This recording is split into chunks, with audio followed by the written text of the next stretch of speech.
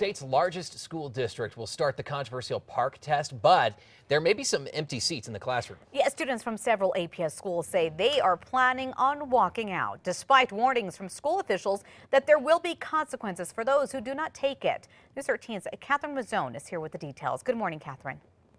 Good morning, Crystal. This is the first year of New Mexico students will take the computerized federal test. The state plans to use the results to grade teachers and schools. But some students say it's not a fair way to gauge student achievement or teacher effectiveness. And I believe that the park specifically doesn't accurately assess the academic knowledge of what students are learning in their classrooms, and therefore it's unfair to... That's why students like Anna Bentham Gray are planning to walk out on the test. She attends Highland High and says at least 160 other students from Highland are expected to protest park today. Students from Madison Middle School and Del Norte High say they're also planning walkouts. This despite APS saying any student who walks out will get a 0 and an unexcused absence. Hundreds of Santa Fe students walked out on the test last week. Many parents opposed to the test have decided to opt out their students. Albuquerque, Rio Rancho, and Las Cruces districts made the forms available online.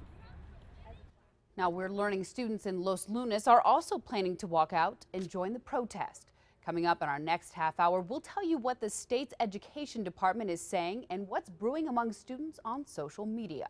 Back to you, Crystal. All right, thanks for that information, Catherine. Now, APS says these tests are mandated by the state. They say they respect the right of individuals to demonstrate as long as the demonstrations are safe and do not require students to lose academic time. 5:03 now, and a woman is dead. A teen is facing charges after a shooting in southwest Albuquerque. APD says they were called to a home near Arenal and Unser on Sunday morning. They say when they arrived, they found 26-year-old Carla Estrada dead from a gunshot wound. A neighbor says she heard it all but had a hard time getting help. I had to call 3 times. The officers were late getting here. And when they did show up, when I peeked out again, it was full of people, and whoever was out here, the crowd dispersed.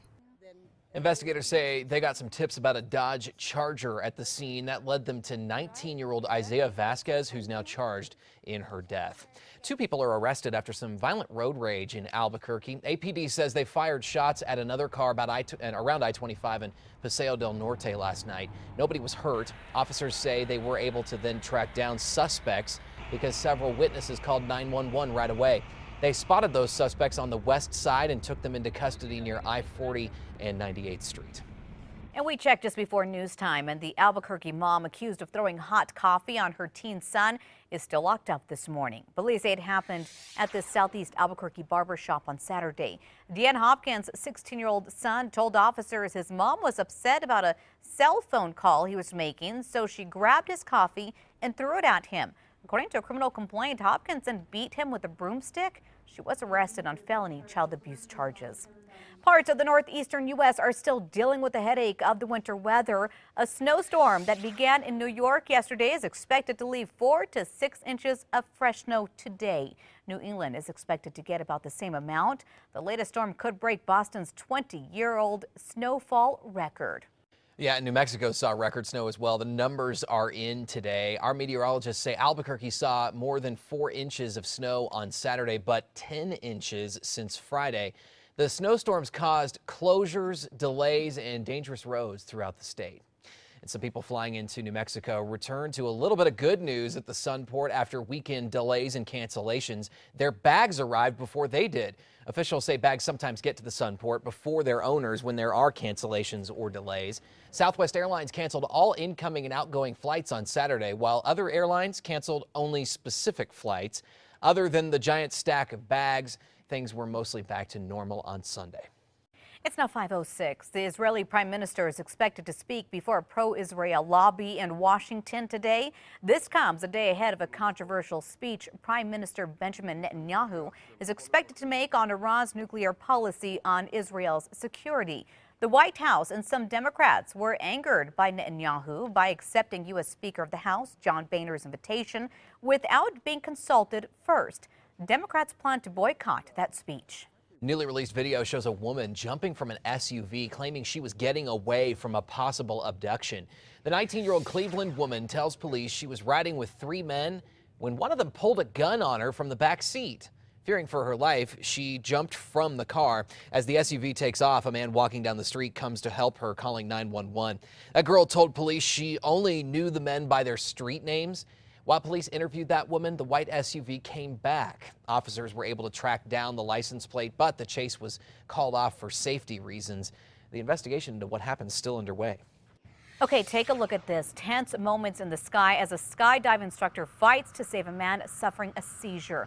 Watch as this all unfolds. While they're dropping to the earth, it happened above Perth, Australia. The instructor kept his cool, though. With seconds to spare, he reached for the student's cord just in time to deploy his chute, saving his life. Oh, my goodness.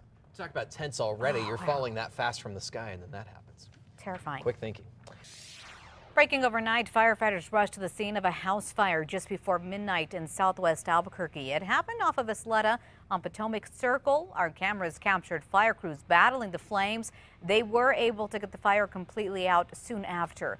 Fire crews have not said if anyone was hurt or how it started. And that's 5:31. It's been a hot topic at schools across the state. Today, students are set to begin taking the computerized PARCC test.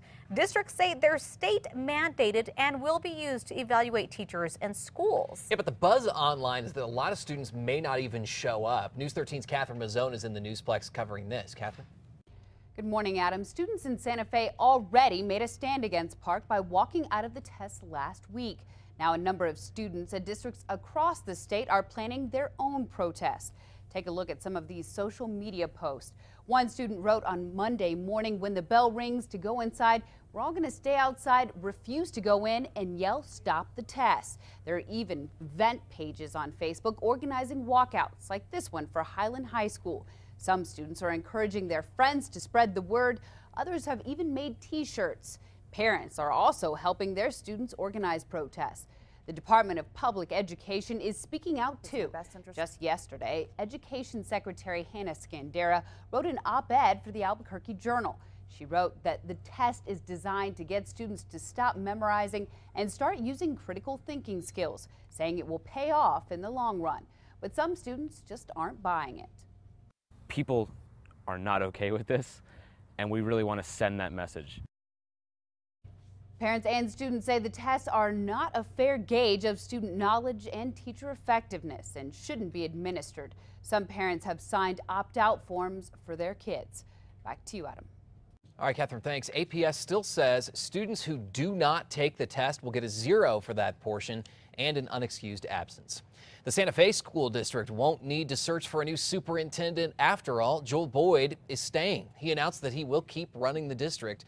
Boyd was the only finalist to be Fort Worth's new superintendent, but the teachers union and some board members there pushed back. It's unclear if Boyd will get a pay hike in order to stay. He is under contract through the 2016-2017 school year. In just hours, a judge is expected to decide whether Bernalillo County's DA can prosecute a pair of cops in the James Boyd shooting death. DA Carrie Brandenburg decided to move forward with murder charges for officers Dominic Perez and Keith Sandy for last year's high-profile shooting of the homeless camper. But attorneys for those cops want Brandenburg to give the case to another DA, citing a conflict of interest. The reason? APD has been looking into witness bribery allegations against Brandenburg. Brandenburg is not backing down, though, saying her office can fairly handle that case. The shooting death of Boyd garnered national attention after lapel camera video surfaced.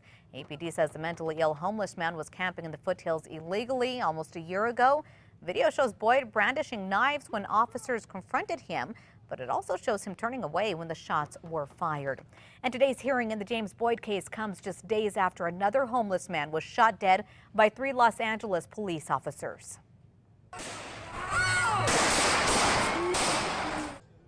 The shooting happened yesterday in Los Angeles' Skid Row. Witnesses say the man had been fighting with another person near one of the tents on a sidewalk. In this case, police say they fired on the man after he struggled over one of the officers' guns. They say they did tase the man prior to shooting him. When they got to scene, they made contact with the suspect, and during that contact, an altercation occurred. Now, within hours of the shooting, cell phone video surfaced. that was shot by a witness. It spread through social media. Police say they plan to use that video in their investigation. Time's now 5:34. A bill to create a state board of tattoo and piercing artists is now moving forward at the state capitol. All but one senator voted to approve that measure on Saturday. Here's what it does. It creates a 5-member board of body art practitioners. Right now, businesses that specialize in tattoos report to the same board that oversees barbers and cosmetologists.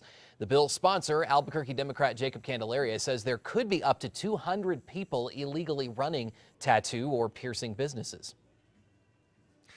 Plus, we're staying on top of a gambling deal between the state and Native American tribes this morning. A legislative committee is now backing it. The revamped gambling compact would let tribal casinos stay open around the clock and offer free food and lodging. The current compact is set to expire later this year. The committee voted 15-1 in favor of that proposal. It now heads to the full Senate for approval. Researchers at UNM say exercise may be the key to reducing the risk of breast cancer. They're studying a newly discovered hormone, irisin, something that's released from muscles after you work out. Researchers found the hormone may actually kill cancer cells and boost the effects of chemotherapy drugs and reduce cancer risks by 30 to 40%. And so this is one of the very first molecular links between why exercise is beneficial for cancer patients. If we were able to find a way that lower amounts of chemotherapy could be administered to a person, then it would greatly improve their quality of life and family life, and that's what we would like to do. Researchers are now testing the hormone on prostate cancer. More parents are putting off vaccines for their kids. That's according to researchers in Colorado. A new survey among pediatricians found that 93% of doctors had received requests from parents to delay or spread out vaccinations for their kids. The survey was conducted before the recent measles outbreak. A little girl who's been fighting for her life since the day she was born is now the subject of cruel internet jokes. 2-year-old Mariah Anderson of South Carolina was born with a rare disorder that impairs her learning and motor skills. Her life expectancy is grim, so birthdays are something special for her. And that's why Mariah's mom was horrified when she found her daughter's birthday photo had gone viral online with cruel captions. The smile that you guys think is funny, or the smile that you guys are comparing to a leprechaun, the smile that you guys are comparing to all this disgusting things, like the things that you are saying about my child. She's not a monster. She's not fake. She's real. She is here. That family is heartbroken, but they know the joke will fade away. They're asking people online to stop passing those memes. And those people online should be ashamed of themselves this morning. A restaurant